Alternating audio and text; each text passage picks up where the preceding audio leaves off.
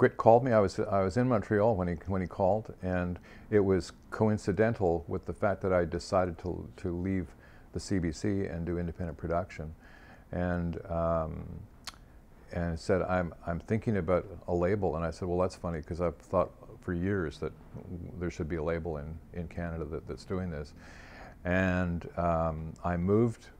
Was able at the time to move back to Toronto, and we spent almost a year, the four of us, the four founding partners, Ken Whiteley, Paul Mills, Grit, and myself, going over. We would have these weekly get-togethers, going over, just laying out what this label was supposed to be and what it was supposed to represent, and that's when we started. A year later, in 1996, we opened the doors, and we try and stay, Grit and I are the two main proponents of the label these days, but we try to stay true to those tenets, if you like, that we set out, which was to be an all-Canadian label, which was to not let the catalog disappear, and to try and support and through fair contracting, support Canadian artists who were working in the field. The whole recording scene has changed in the 14 years since we started the label. When we started the label, the standard kind of recording contract that most people would sign with let's say a major label would be an all-inclusive publishing, recording, etc. The label would typically fund a recording and then essentially have to claw back whatever earnings they could to balance the balance sheet, which meant that to a large degree artists didn't see very much, if anything, at all from the sale. Another thing that was different then was that artists didn't sell that much from stage, that's become a complete phenomena now, and it's a necessary phenomena because, of course, as everybody knows, record stores are undergoing huge metamorphosis, most of them dying first, at least. So we were trying to offer a contract whereby we wouldn't fund a recording, we would license a recording from somebody who had been able to put one together, and we would license it for a period of 5 years, and if at that time they weren't happy with what we were doing, they would take it back. And we also didn't sign automatic publishing agreements. What we have sort of morphed into, I guess, as a company is if we can place a song for an artist, then we'll act as a publisher for that one time. In other words, if we do the work, we get to share in some of the profits. Otherwise, the publishing belongs to the artist. So that was different.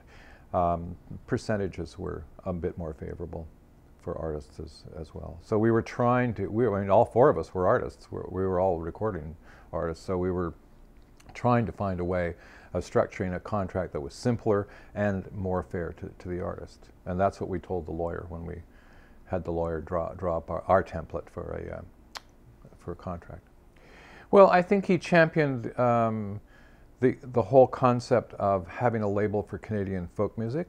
I think he also championed folk music as we all understood it to be, which was not necessarily an acoustic instrument. It could include electric instruments. It wasn't that old sort of stereotype. But it was a broad umbrella of styles that one might see at a large folk festival.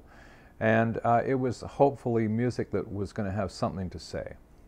Even if it was instrumental, you know, I mean, an instrumental music may not have as much to say on the surface, of course, but music that came from people, music that spoke to people about people issues, which I think is mostly what folk music is about.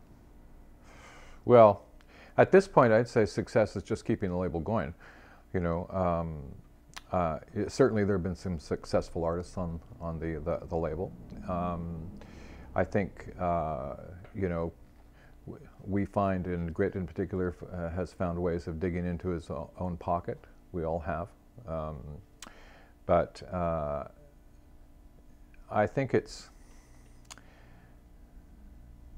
It's just generally, you know, believing in what we're doing and finding ways to keep it going in the tougher times, you know,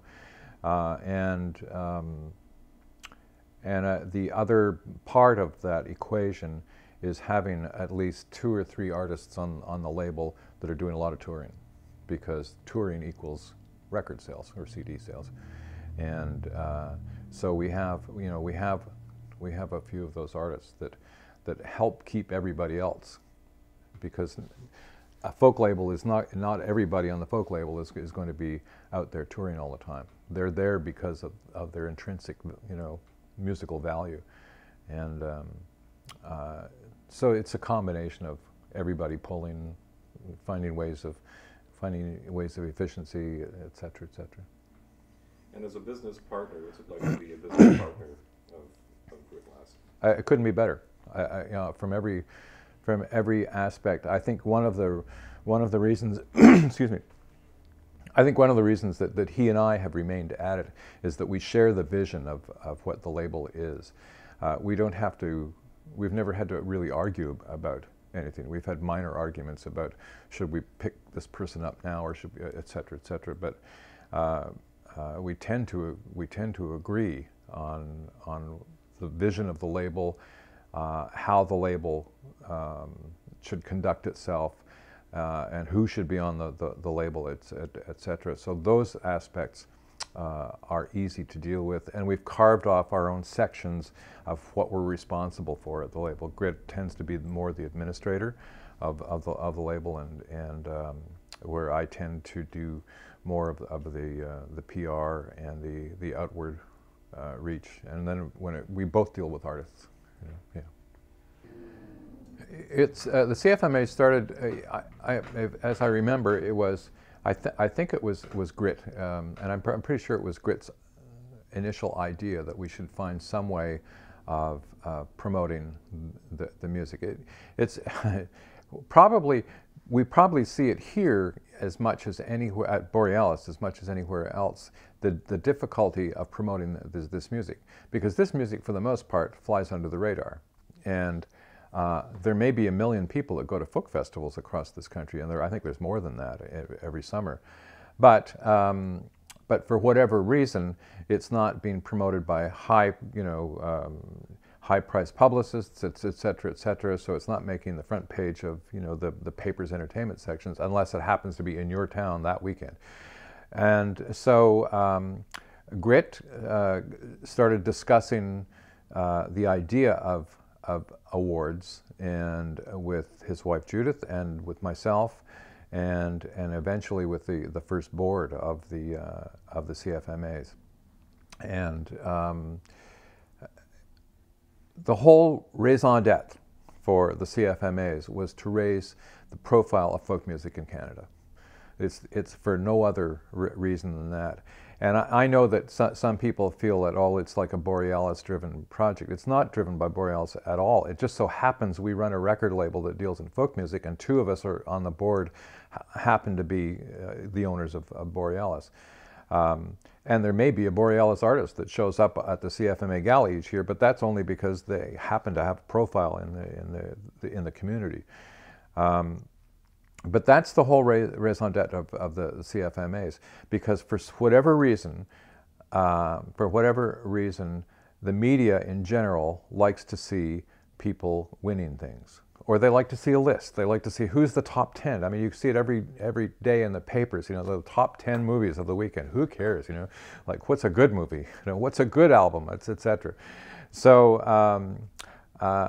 and we realized that by having an event where we were actually handing out these statues, no, they're not statues, these awards, that it would create some interest in the media, and sure enough, it does, and so that's the whole raison d'etre of the CFMAs.